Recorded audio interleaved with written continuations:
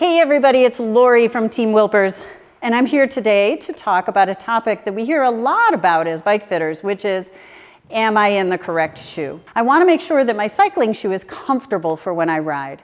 And cycling shoes have a very important purpose for us, transferring our energy into the bike. Now, I could ride in a variety of cycling shoes. You might also wonder why I don't just ride in a running shoe.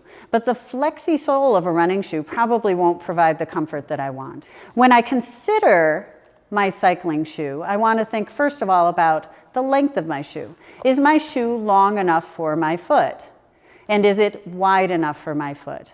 And a lot of cycling shoes on the market are relatively narrow, so we want to make sure that we get the appropriate width.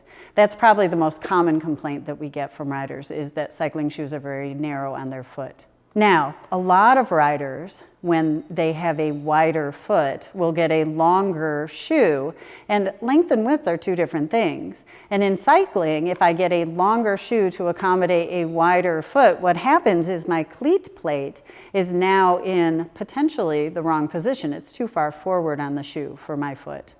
So I want to make sure that I get the appropriate length and the appropriate width.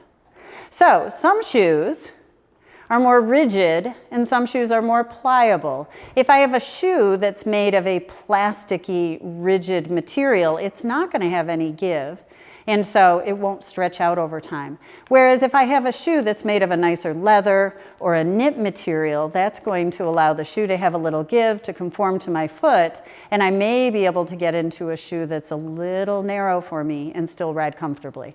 You may also find that if you have flare in your foot, that having a moderate width shoe with a wide toe box would be the right option. And some riders also have a very high volume shoe, which means this part of the foot is higher near the ankle. So we want to make sure that we can accommodate a foot for that. So before I go to Amazon and buy my cycling shoe, I'm going to encourage you to go instead to your local bike shop and let them assist you in fitting you into the appropriate shoe. They may not have wide versions in stock, but they're able to order those for you. So how do I know if a shoe actually fits my foot? The easiest way I would suggest is you're going to take the footbed out of your shoe, place it on the floor and stand on it. And when you do that, you're going to see how well your foot fits within that footbed. I'm going to pull the footbed out of the shoe, place it on the floor, and then I place my foot on the footbed, and what do I see?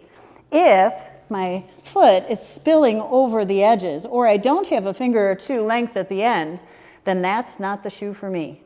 So, how do I put on my cycling shoe? Believe it or not, there is a technique to this. And first I'll say, I'm a big fan of having multiple fasteners on my shoe. That gives me some micro adjustability. So I can have my shoe tighter in some places, looser in other places, much preferable to having one strap or one buckle. Having three allows me to make those micro adjustments. So the first thing I'm going to do is loosen everything up, place my foot in the shoe, and then place my heel on the ground. I want to push my heel back into the shoe, pull the tongue into place, and then I'm going to tighten at the ankle. And I want that to be nice and tight. The rest of my shoe, I want some freedom of movement.